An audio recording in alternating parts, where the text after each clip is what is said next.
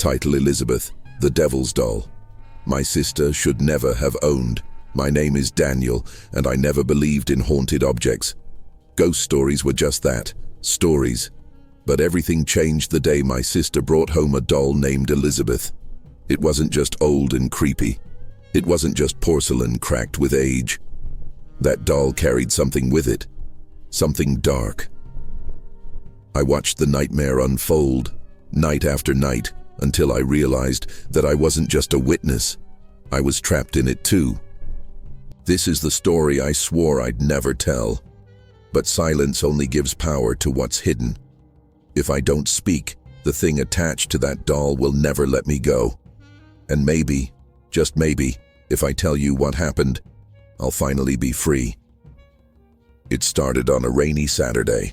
My sister Emily had gone to a flea market on the edge of town. She loved old things, things that looked forgotten.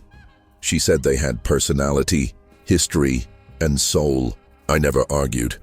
But when she walked in that afternoon with Elizabeth in her arms, my chest tightened like I couldn't breathe. The doll was about 2 feet tall, with porcelain skin that had yellowed over time. Its glass eyes were a pale blue, too pale, and when the light hit them, they looked like they were staring straight through you. The hair was long, tangled, and the color of dried straw. The dress was white once, but stained now, with little lace frills that looked burnt at the edges. Emily smiled like she had just rescued a treasure. I thought she had just brought a nightmare into our house. "Her name is Elizabeth," she said, almost lovingly. "The woman at the stall told me." I didn't ask how the seller knew the doll's name. I didn't want to know. That night, I couldn't sleep. The rain tapped on my window like fingers, and in the silence, I swore I heard footsteps in the hallway. Emily's room was right next to mine, and I thought maybe she was walking around. But when I opened the door, her light was off. She was sound asleep. The hallway was empty, except the doll wasn't where Emily had left it. She had put it in the rocking chair in her room earlier. Now, it was sitting in the middle of the hallway facing my door. I froze. The silence around me was so heavy it pressed on my chest. I told myself Emily must have moved it before bed, maybe for some strange reason. But why was it facing my door like it was watching me sleep? I bent down, picked it up, and placed it back in her room. I whispered to myself, "It's just a doll." But it didn't feel like just a doll. The next morning, Emily laughed when I told her about it. She said I must have been dreaming, sleepwalking even. I wanted to believe her. I really did. But deep down, I knew I was awake. I knew what I saw. And I knew that Elizabeth had moved. That was only the first night. Things would get much worse from there. Because Elizabeth wasn't just a doll, she was something else. Something that had been waiting for someone like Emily to bring her back into a home. And she was only getting started. The nights that followed were worse. At first, I thought it was my imagination playing tricks on me. The shadows seemed to move differently in the corners of my room, stretching longer than they should have, bending unnaturally. But then the whispers started. It was the third night after Elizabeth came into our home. I woke up suddenly, the kind of waking where your body knows something is wrong before your mind does. The air in my room was freezing, like someone had opened a window in the dead of winter. And then I heard it. A voice, not clear, not loud, but a whisper. It wasn't Emily. It wasn't anyone I knew. It was too close to my ear, like someone was leaning over me in the dark. I shot up in bed, my heart pounding.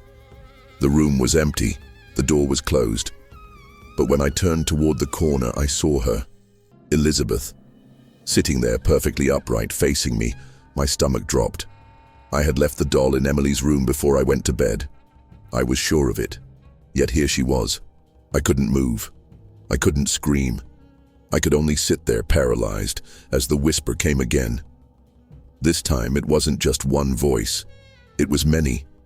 Layered, overlapping, like dozens of people whispering all at once. And every one of those voices seemed to be saying my name, Daniel, Daniel, Daniel. I grabbed the blanket and threw it over the doll, desperate to cover those eyes, that face. The whispers stopped instantly. But when I pulled the blanket away, the doll was gone. Nothing was under it.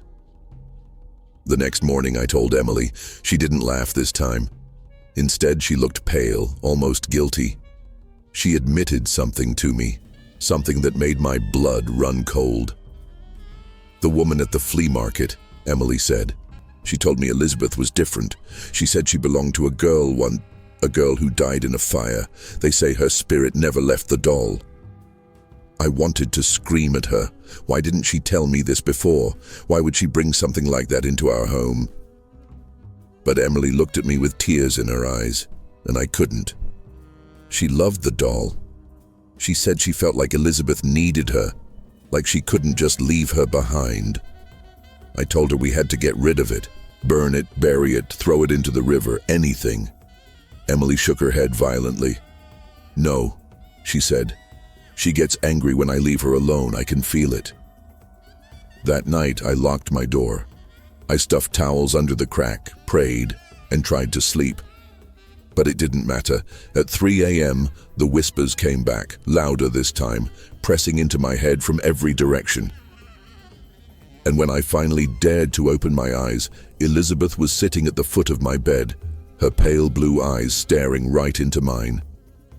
That was when I realized this wasn't just Emily's problem anymore.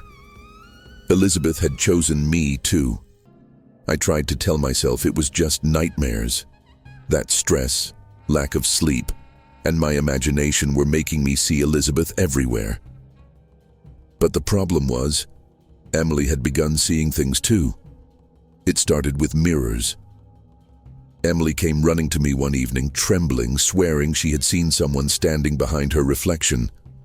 Not herself, someone else. A girl with burns across her face, her hair singed, her eyes filled with hate. When Emily turned, no one was there. But when she looked back in the mirror, the burned girl was still standing there, staring. I wanted to smash the mirror, but Emily stopped me. "She doesn't like it when we destroy things," she said quietly. I can feel her anger. From then on, the mirrors in our house became traps. I avoided looking at them. Sometimes, though, you can't help it. When you pass one in the hallway, when you wash your hands, when you wake up at night and see your own reflection staring back. More and more, I caught glimpses of her too. Not always burned. Sometimes just wrong. My reflection would smile when I wasn't smiling, or blink when my eyes were wide open. Elizabeth was twisting the way we saw ourselves, like she was showing us another version, one that belonged to her. But the mirrors were just the beginning.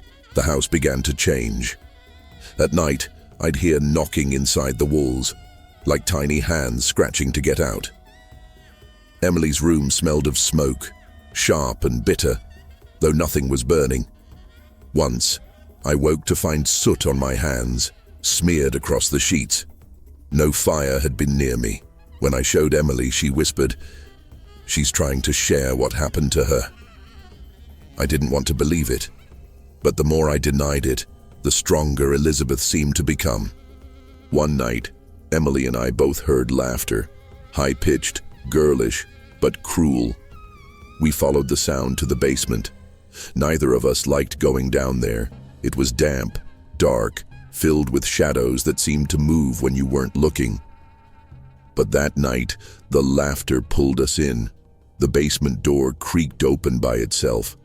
The stairs were cold, and every step echoed like we were walking into a tomb. At the bottom, in the far corner, sat Elizabeth. No one had carried her there. No one had placed her on that old wooden chair. Yet there she was, her pale eyes glowing faintly in the dark. Emily clutched my arm. "She wants us to see." And then we did. In the air above Elizabeth, shadows twisted into shapes. A burning house appeared, flickering as though real flames licked its walls. We could hear screams, the panicked cries of a young girl. Smoke filled our lungs, and I coughed until my chest hurt. Emily sobbed as the vision grew stronger. A child, Elizabeth, the real one, was trapped inside, pounding at the window as fire consumed her. Her eyes locked on ours, pleading, demanding, damning. And then it ended. The house was gone. The screams silenced. Only the doll remained, staring at us with that empty, endless gaze. Emily dropped to her knees, whispering over and over, I'm sorry. But I wasn't sure if she was apologizing for what she saw or for bringing Elizabeth into our lives in the first place. That night, I realized this doll wasn't just haunted. She was a doorway, a link to something that never truly died. And the more we looked, the more she showed. The problem was, once she showed us, we couldn't unsee it. By the time a month had passed, Elizabeth wasn't just showing us things, she was feeding on us. I could feel it in my bones, in the exhaustion that weighed down my body. No matter how long I slept, I woke up drained, like my dreams were stolen from me before I could escape them. Emily looked even worse. Her eyes were always hollow, her skin pale, and she spent hours whispering to the doll when she thought I wasn't watching. At first I thought she was just losing her mind, but then I heard the whispers too. They weren't coming from Emily, they were coming from Elizabeth. The doll would sit on the chair in Emily's room, her cracked lips unmoving, yet the whispers would spill out of the air around her. Promises, threats, begging for attention, and worst of all, laughter. I begged Emily to throw the doll away, but she refused. She won't let me, Emily said one night, her voice flat and strange. She says if I try, she'll come for you instead. The way she said it made me shiver. Elizabeth wasn't just haunting my sister anymore. She was trying to divide us, pit us against each other. The house itself began to starve us of peace. Doors slammed on their own, windows rattled, shadows stretched unnaturally along the walls. At night, I would wake to the sound of Emily's voice, whispering in the hallway. When I opened my door, she would be standing there in the dark, holding Elizabeth, staring at me with wide, glassy eyes. When I asked what she was doing, she would only say, "She's hungry." But hungry for what? That was the question that burned in my mind. The answer came one terrible night. I was sitting at the kitchen table, my head in my hands, trying to fight off sleep. The house was too quiet, which in itself was terrifying. Suddenly, Emily screamed from upstairs. I raced up, my heart hammering, and found her on the floor of her room, clutching her arm. Long, deep scratches ran down her skin, still bleeding. The doll sat on the dresser, untouched, motionless. "She did it," Emily sobbed. "Elizabeth did it because I tried to leave her alone." I wanted to throw the doll into the fireplace right then, but Emily crawled to it, shielding it with her body like it was her child. "You'll make her angry," she cried. "You don't know what she'll do." The air around us turned heavy, the shadows deepened, and then I heard it. Footsteps, slow, deliberate, heavy footsteps echoing through the room, even though no one else was there. They circled us closer and closer, until the temperature dropped so low my breath came out in clouds.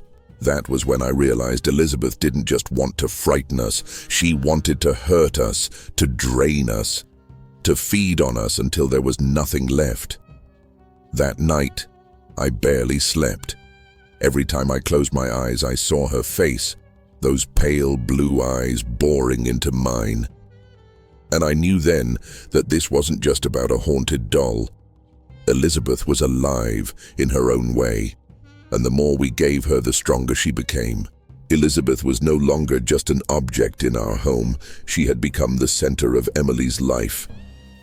My sister carried her from room to room, whispering to her like a friend, protecting her like a child, and fearing her like a master. It was terrifying to watch. Emily's laughter was gone, replaced with long silences and sudden bursts of tears. The doll was eating away at her mind. One morning, I found Emily sitting at the kitchen table, Elizabeth on her lap. Her hair was tangled, her skin pale, her lips cracked. She was stroking the doll's hair slowly, humming a lullaby our mother used to sing when we were children. When I called her name, she didn't respond at first.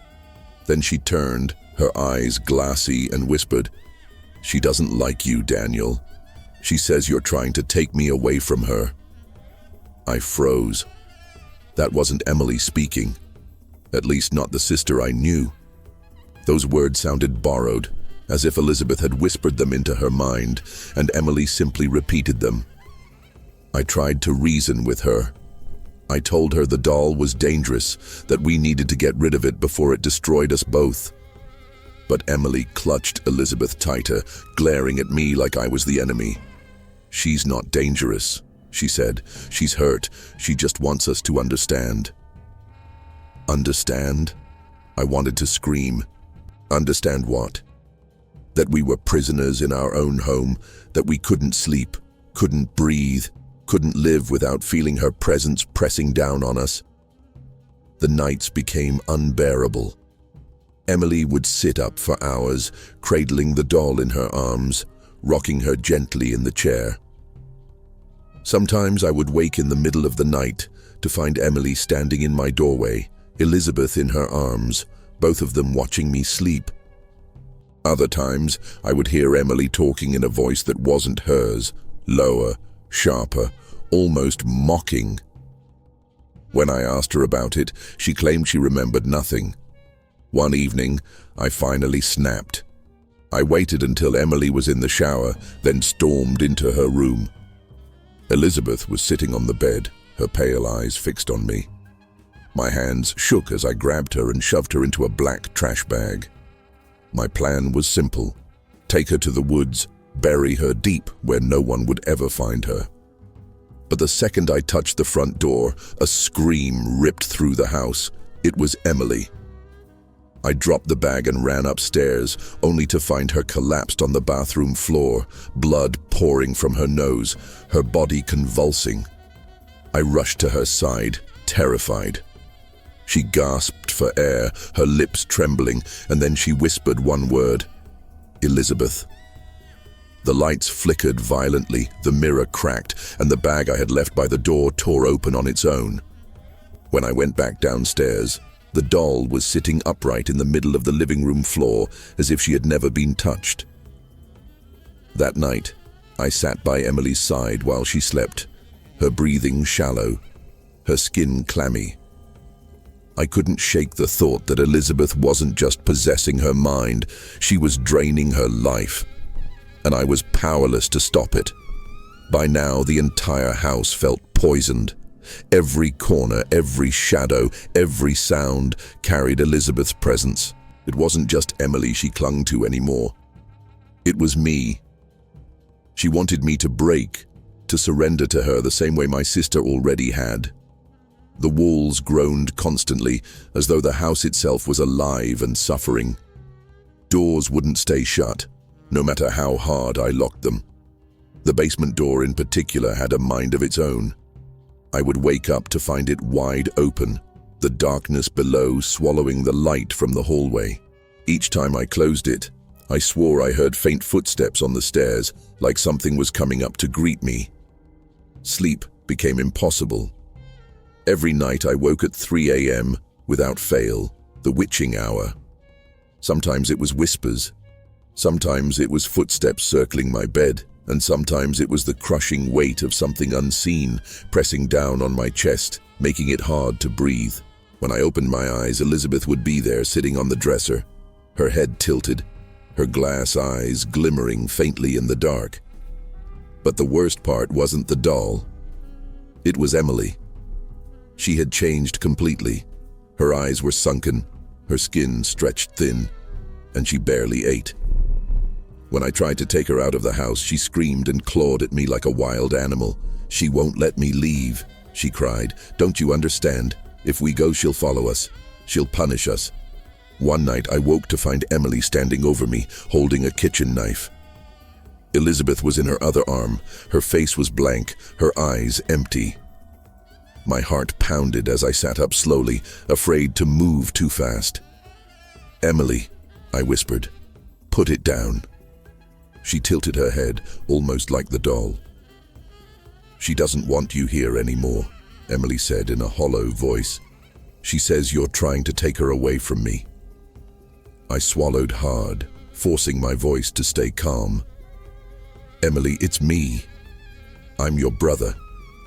You know I'd never hurt you." Her hand trembled. For a moment I thought she might snap out of it. Then her grip loosened and the knife clattered to the floor. She collapsed into sobs, clutching the doll tighter than ever. I held her, though every instinct in me wanted to rip Elizabeth out of her arms and destroy her. But I couldn't, not without risking Emily's life. That was when I realized the truth. Elizabeth wasn't just haunting us. She was owning us, controlling us. The house was her cage, and we were her playthings. The next day, I started noticing words scratched into the walls. At first, I thought Emily had done it in one of her trances. But the handwriting wasn't hers. It wasn't mine either. The words were jagged, carved deep into the wood as though done with claws instead of hands. They said things like, "Stay with me, forever. You are mine." Each day, more appeared. They followed me from room to room, no matter how many times I tried to scrub them away. And every time I saw them, Elizabeth's glassy eyes seemed brighter, as though she was feeding off my fear. I knew then that if I didn't do something soon, I wouldn't just lose Emily. I would lose myself too. By the 7th week, I couldn't take it anymore. Elizabeth had twisted my sister into something unrecognizable, poisoned our home, and made every second of my life feel like a waking nightmare. I knew that if I didn't end it soon, we'd both be lost forever. I began researching haunted objects, desperate for answers. Old books in the library, forgotten corners of the internet, forums filled with stories no one else believed. They all said the same thing. Objects like Elizabeth couldn't simply be thrown away. They clung to their victims. If you tried to burn them, bury them, or abandon them, they would always return, sometimes angrier, sometimes stronger. The only hope was a cleansing ritual. Fire, salt, prayer. A combination of faith and willpower to sever the bond. But I was terrified. What if it didn't work? What if, in trying to destroy Elizabeth, I only made her lash out harder against Emily? I kept my plan a secret. I gathered candles, salt, and a Bible from my grandmother's old chest. I waited until Emily fell asleep one night, the doll resting in her arms. My hands shook as I crept into her room. I whispered an apology to Emily as I carefully lifted Elizabeth away. For a moment it seemed too easy. Her porcelain face stared up at me, her pale blue eyes cold and lifeless. But the second I stepped out of the room, Emily screamed. Her eyes shot open, wide with terror, and she shrieked, "Give her back, you'll kill us both." She lunged at me, her nails clawing at my arms, her strength far beyond what I thought she had left. I stumbled down the hallway, clutching the doll, while Emily's screams echoed through the house like something inhuman. The lights flickered, doors slammed. The air grew heavy with the stench of smoke and rot. Elizabeth's whispers filled my head, overlapping, deafening. "You can't take me. She's mine. You're mine. Forever mine." I burst into the basement, slamming the door behind me. I set Elizabeth on the floor, surrounded her with the circle of salt I had prepared earlier. My voice trembled as I read the words from the Bible, praying with everything I had left. The candles flickered violently, their flames stretching tall, almost black. The whispers grew louder, angrier, until they became screams. Emily pounded on the door upstairs, crying, begging, threatening. Her voice shifted, sometimes her own, sometimes something darker, deeper. It wasn't just my sister anymore, it was Elizabeth speaking through her. The doll's eyes seemed to glow. Cracks spread across her porcelain face as though something inside was trying to claw its way out. My vision blurred, my chest tightened, and I felt myself slipping. She was trying to take me too. I screamed the words louder, forcing them past the weight crushing my lungs. The air in the basement grew so cold that frost formed on the walls. The circle of salt hissed, burning like fire, and Elizabeth's shrieks rattled the entire house. And then, silence. The doll fell limp. The glow in her eyes dimmed. The whispers stopped. I collapsed, gasping for breath, drenched in sweat. For the first time in weeks, the house was still. But as I stared at Elizabeth's cracked face, I couldn't shake the fear clawing at my chest. Had I really won? Or had I just made her angry enough to wait for the perfect moment to strike back? The night after the ritual was the first time in weeks I slept without waking to whispers or footsteps. The silence felt strange, almost unreal. For a few precious hours, I believed it was over. I believed Elizabeth was gone. But peace never lasts. When I went to check on Emily the next morning, she was sitting on the edge of her bed, staring blankly at the floor. Her face was pale, her lips colorless. She looked up at me with eyes that weren't fully hers. "Where is she?" she asked in a hollow voice. I tried to tell her it was over, that Elizabeth was gone for good. But Emily shook her head slowly. "You don't understand," she whispered. "She's inside me now." My heart froze. I looked around the room, half expecting to see the doll sitting in her chair, waiting. But the chair was empty. The trash bag I had left in the basement was gone. Only Emily remained, trembling, clutching her stomach as though something inside was clawing at her. The days that followed blurred together. Emily drifted between moments of clarity and hours of darkness. Sometimes she would laugh in a voice that wasn't her own. Sometimes she would speak words in a language I didn't recognize. Once I found her standing in front of the mirror, her reflection smiling while her real face remained still. The doll itself never reappeared. Not in the basement, not in the attic, not anywhere. But her presence lingered. The whispers returned, softer now, always near Emily. At night I would wake to find her standing in the hallway, eyes open but empty, her lips moving as if in conversation with someone I couldn't see. I tried to get help. Priests, paranormal investigators, even doctors. No one believed me. No one could explain what was happening. And through it all, Emily clung tighter to whatever was left of Elizabeth inside her. She said it felt safe, even as it consumed her. The house is different now. The walls no longer groan, the shadows no longer stretch, but the silence feels heavier than before. I keep expecting to hear her footsteps, to see those pale blue eyes staring at me from the dark. I know she isn't gone. She's waiting, watching, biding her time. And Emily, she's fading. Slowly, piece by piece, my sister is slipping away. Sometimes she calls me by my name.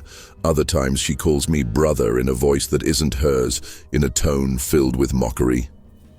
When I look into her eyes, I see flashes of porcelain white, cracks forming, glass-like reflections that don't belong to her. I write this now because I don't know how much longer I can hold on. I don't know if I'll have the strength to fight her again when she decides to come back. Maybe this is my warning to whoever finds these words. If you ever see her, Elizabeth, don't take her into your home. Don't listen to her whispers. Don't let her eyes catch yours. Because once you do, she owns you, and she never lets go. If you're still here, listening to my story, then remember this. Not all dolls are toys, and not all stories are just stories. Elizabeth is real. Her hunger is real, and she is always looking for her next home. So before you leave tonight, check the shadows, check your mirrors, and check the corners of your room. Make sure she isn't already watching. And if you want to hear more stories like mine, stories that should have never been told, make sure you subscribe. Because silence protects no one. Only the truth might save you.